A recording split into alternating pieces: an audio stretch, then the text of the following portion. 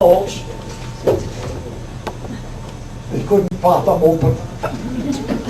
We don't know if they ever found that out or not, but we felt pretty good about it. Well, that was over. I came back to States, and I became an instructor on a commando course in Fort Hood, Texas, back where I had started from North Africa. And I was doing fine. I had some good jobs, recruiting duty, public information officer, body escort surface for the bodies coming back and go to take them to families. I had some good jobs. Editor of an Army newspaper. But all of a sudden, I found out I was going someplace. I was going to Korea. Well, before that, after this Normandy deal, I was assigned to the 75th Infantry Division, and my primary MOS job had been a machine gun platoon sergeant. So I was assigned to this company, and we were in Wales, and we were just in the staging area in Wales. We were getting ready to go into Europe, and it was November 1945. Or yeah, 45. And they were going to give us a pass to go to London. Well, I was first sergeant in company. And they said, you put 50% of your men on pass, you're going to be a special train, you can go to London and spend the day there, train and come back. 50%, keep 50%. So, well, there was 3 companies there. So what did all the first sergeants do? We all did the same thing. We let as many men go as we possibly could turn loose. I think I had maybe 15 men left in the company when they voted. But the trouble came when they went down to the station for this special train. There wasn't room for them all. They were hanging on the sides of the train and the engine and everything else, and on the roof for everything to get that ride to London. Well, there was a flap about it. The insurance companies for the railroad complained. They weren't going to haul them, and finally they broke down. They did take them. There was a big complaint. They came back on these 3 first sergeants. And that was one of them. They busted us. Right down to private. And listen, well, that was Thanksgiving that they were given the pass to go. And then we were loaded up and went down to the southern part of France, which at that time was no longer in the hands of the Germans. It was what they call Free France. We landed in Bordeaux, and we were committed to battle on Christmas Eve, 1944. Well, they moved us into positions that the Germans had just moved out of. They knew where we were. They had us zeroed in. And Christmas morning, they let us have it. I think we lost about 35% of our company Christmas morning. Well, I was an older man. I'd already been to combat in North Africa, involved in a few other things. And so they gave me a job. Platoon sergeant. I was a private. Now, I went all the way through northern France, Belgium, Holland, Germany as a private, but I was a platoon sergeant of that machine gun platoon. And I was 10 years older than most of the other men. I'd had combat experience. They never got around to give me my stripes back. So after the war was over, we were held in France for a while, part of the occupation forces, getting it all straightened out when they're going to get us and send us home. And I had a little accident. They gave me a job in charge of the USO shows that came in to entertain. They had a big tent that they used to have these shows in, and my job was to make sure the tent was ready and the sound systems were working and the seats were out and that we had enough ushers and the lights were working and everything. And I went out on the stage one day and it was wet and I slipped and I fell. And I hurt my back. Well, it was kind of sore, kind of tender for a while. And it got worse. And finally I got my orders and went back to the States. And I went on leave. And during this leave, I got so crippled up that I had to be hospitalized. Well, that was about almost 2 years before I got out of the hospital I could walk again. I went on recruiting duty. Went on recruiting duty, still wearing a cane. And I got over that. And I had some nice jobs. But one day they told me I was going someplace. I went to Korea as a platoon sergeant and a machine. I'd gotten my stripes back as a platoon sergeant in a heavy weapons platoon. I don't know if you know how that works or not. A machine gun company is not just a bunch of guys all with machine guns. A machine gun company, the cable organization those days, the machine gun company had 4 squads, machine gun squads, and 2 machine guns were called a section. So you had 2 sections. Each platoon had 2 sections. But when you went into combat, the sections were assigned and loaned to the rifle companies, so that the rifle company had this additional fire, and it was a rifle company's responsibility to provide security for this machine gun. Well, about the average life of a machine gunner in combat is about 45 minutes. Because machine gun, they draw scrap iron like a magnet. First thing you go after in combat is a machine gun. You find a machine gun, that's always what you want to put out of action. So you're in a pretty hot seat then. Well, we were committed, as I said, to battle Christmas Eve. The Battle of the Bulge, or better known as the Ardennes Force.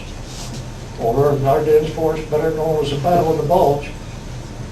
As I say, we have moved right into positions the Germans had just vacated. This was when they were getting ready to make their last big push. They had drawn back, organized themselves, and they were going to come down through northern France and gobble it up and get rid of all the Allied troops in France and take France back again. Well, we lived in foxholes. It was cold, frozen feet, frozen rations. We weren't properly dressed. They had wool uniforms, and you wore combat boots with overshoes. And when you walk, your feet would sweat. When you're in that foxhole, they'd freeze. I was hospitalized with frozen feet. And after I got circulation in my feet, and then I got out of the hospital, I got up and walked out and hitchhiked, found my way back to my outfit again. And that's the way it was until I had this session on the stage where I fell and hurt myself and went back. So I had some very good jobs after I got back to duty. Altogether I had over 2 years hospital time. And I went to Korea. What doing? Platoon sergeant, machine gun platoon. And I had it was different in Korea. We were dressed for it. We were usually placed on hills, and back down the hills there was kitchens. We had access to hot meals. You could get dry socks when you needed them. The uniforms were better. We didn't suffer from the cold like you did in Europe and of course. And to me, I loved that war. That was great. That was easy compared to what we've been through in Europe. So I got a couple incidents. I got hurt twice in Korea, 2 concussions. That made a total of 4 Purple Hearts. And I came back to States, and I got some nice jobs again. The last job that I had when I was in Fort Knox, Kentucky for a while. Before I went to Fort Knox, I went back to Fort Hood as the instructor on the commando course. And then I started getting some better jobs. I put in for a transfer. I gave up my Master Sergeant stripes to get a special assignment. I could have 3 years in Hawaii, but in my grade and my particular MOS, there was no vacancies for me. So I gave up one stripe, spent 3 years in Hawaii. I had a brother who was had gone over there, and he was the customs inspector at the international airport there. I hadn't seen him in 50 years. And I went over and I spent 3 years in Hawaii. I liked that. And I came back to the States, and I got a job as an instructor. Oh, I got an instructor at a high school level ROTC Academy, Cornwall on the Hudson, just outside of West Point. Oh, we had a title you couldn't believe. Assistant Professor of Military Science and Tactics. We were teaching them how to salute and how to... had a title you'd think we were somebody. And I went to the commissary for the post exchange at West Point, and an officer tapped me on the shoulder one day and he said, "I know you." I kind of looked at him. I didn't know who the hell he was. He says, "I remember you." He said, "I was a range officer in Camp Perry, Toledo, Ohio, when you were out there at the rifle matches." And he says, "I got a job for you." Oh, whoa, wait a minute. I said, "I got the best job in the Army right now. High school level kids, ROTC, my classes were Tuesday, Wednesdays, and Thursdays, that's all." I liked that job. But it didn't make any difference. In a few days, the orders came through, and I was transferred from Cornwall to West Point as a small arms instructor for the West Point cadets. My job, teach a rifle and pistol marksmanship. And one day, a personnel sergeant major called me and he says, "Mac, you like your job?" I know. Yeah. He says, "Well," he says, "your basic MOS is platoon sergeant infantry, and you haven't had an overseas assignment. And I have a levy, I have to come up with 6 men in your grade that have that particular military occupational specialties, machine gun platoon sergeants." He says, "There's no way I can overlook you." I said, "What do you want to do?" He says, "You know the regulation. Once they cut the order to send you overseas or an assignment, you can no longer apply for retirement. You have to have that order in before they cut the order." He says, "I got about a week." Well, I had an application for retirement in my desk, and I had to put it out, and I put the name at the bottom, the date at the top, and I put it in. I had 4 Purple Hearts. I didn't want any more. So rather than put in the 30 years, I quit with 27 years, and I retired. Now we talk about, today we're here, we're supposed to talk about, not just about me, but we're supposed to talk about some of the other soldiers. All these other men I read about, the numbers were killed. I hear people say that so-and-so lost his life, or my brother lost his life, or somebody who... You don't lose a life. You lose something, if you take it out of your pocket, lay it down, and put it down, you don't know where it is, and you don't care about it anymore, you don't go back for it, or you give it to somebody, you don't lose it. These men didn't lose their lives, they gave them. They gave them. You gotta think about that.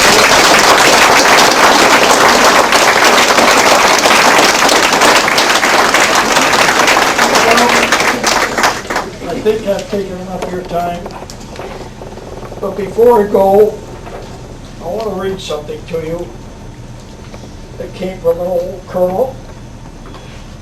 An old colonel that lost most of his shoulder muscles in the invasion of Normandy. He was retired. He was a lieutenant colonel, and he and I became good friends.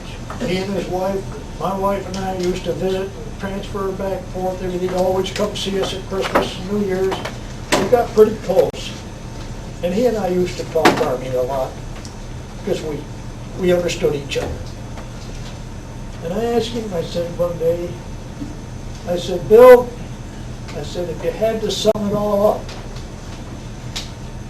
and tell people what your life was like in just a few words, what would you say? He says, you give me a few days to think about that? Yeah. A few days later, he came up with this. Now, I don't know if this was his own words or whether he got it from somebody else, but he couldn't have put it any better than I did. I couldn't put it any better than he did. He says, I was that which others did not want to be. I went where others feared to go and did what others failed to do. I asked nothing from those who gave nothing, and I reluctantly accepted the thought of eternal loneliness should I fail. I have seen the face of terror, felt the sting cold of fear, and enjoyed the sweet taste of a one's love in better times. I have cried, pained, and hoped.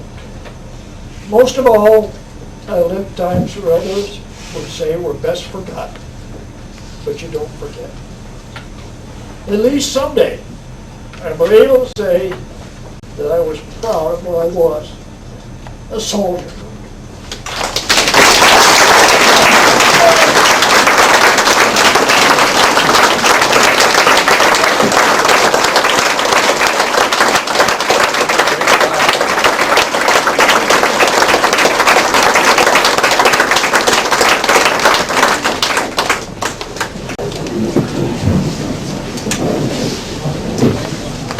Thank you, Phil, for an inspiring life history.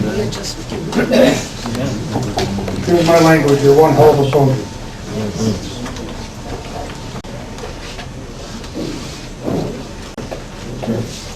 This time I'd like to recognize two people before we close our ceremony. I want to thank Jack LeDuc from Channel 3 coming over and doing a great job with us. Thank you, Jack.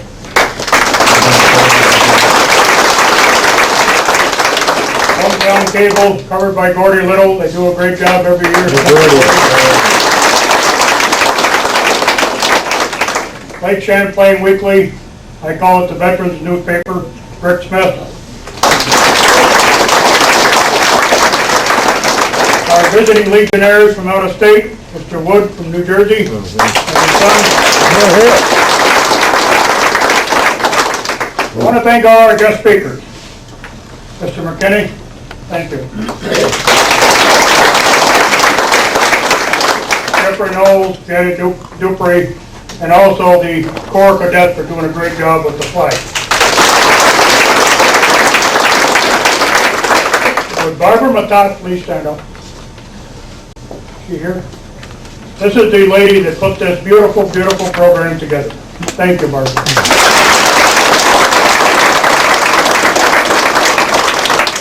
At this time, I'd like to call on Missy Hunt, Unit 20 Auxiliary Chaplain, for the benediction, and that will be followed by God Bless America, Watville. Does everybody know about the band? We're covered. Okay, sure. If any of you belong to an organization that needs a program once in a while, I have a program detailing the minor points of that underwater demolition. I have the training aids and everything that go with it. It was a top secret organization. If anybody would like a discussion on that and go into it and tell you exactly what it was all about, I'd be happy to do it.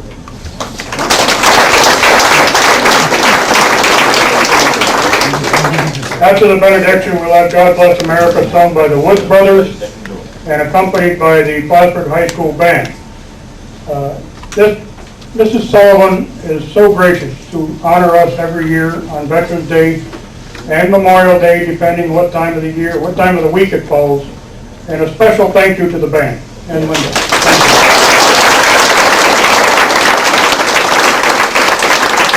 These young people could be home or in the mall walking or whatever today, but they're here honoring the veterans, and I thank them. At this time, I'll call on Missy Hunt for the benediction, and that'll be immediately followed by the Wood Brothers and the Plattsburgh High School band. Missy?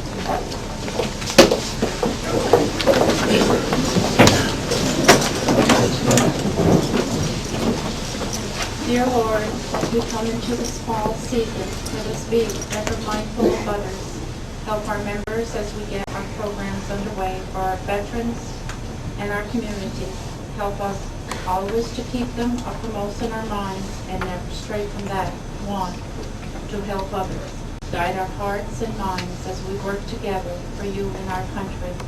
We thank you for all things. In thy holy name we pray. Amen. Amen.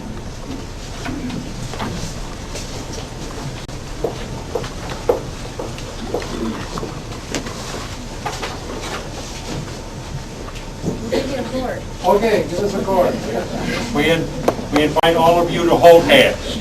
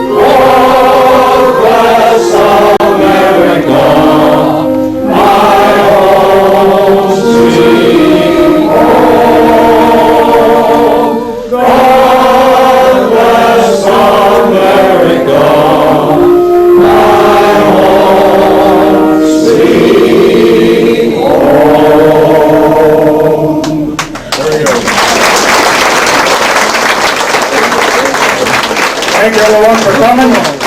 Again, there will be a soup and sandwiches upstairs for everybody to participate. I thank you. It's good to see you again, Addie Shields. Well, there you have it. 2008 Veterans Day ceremonies. Post 20 American Legion on the Quarry Road, Plattsburgh. Stirring speech, indeed, by Mac Philip K. McKinney. I have a copy in front of me of his retirement orders, General Orders number 591. And if those people who watched this speech on Hometown Cable were not as moved as I was, you certainly have a far harder heart than I do. This is a true American hero. We thank him so much for being here, and I apologize that my first hour's tape ran out in the middle of his speech, so he missed about 45 seconds. We got enough to know that we honor and salute this man, serving all the various posts for so many years, and here he is at age 90 in Plattsburgh on this date, having served for such a long time in the 26th Infantry and beyond. We thank you all for enjoying this program today. I'm sure you did. You know, we always ask for your comments and suggestions anytime you have them. We also would ask for your contributions. This is viewer-supported television at its best here in the North Country. You can view us on the various cable systems, and you can see us on the internet at Plattsburgh.com. Thank you all for your suggestions about future programs. Calvin is not with us today, but he'll be here for many of our future programs, as you know.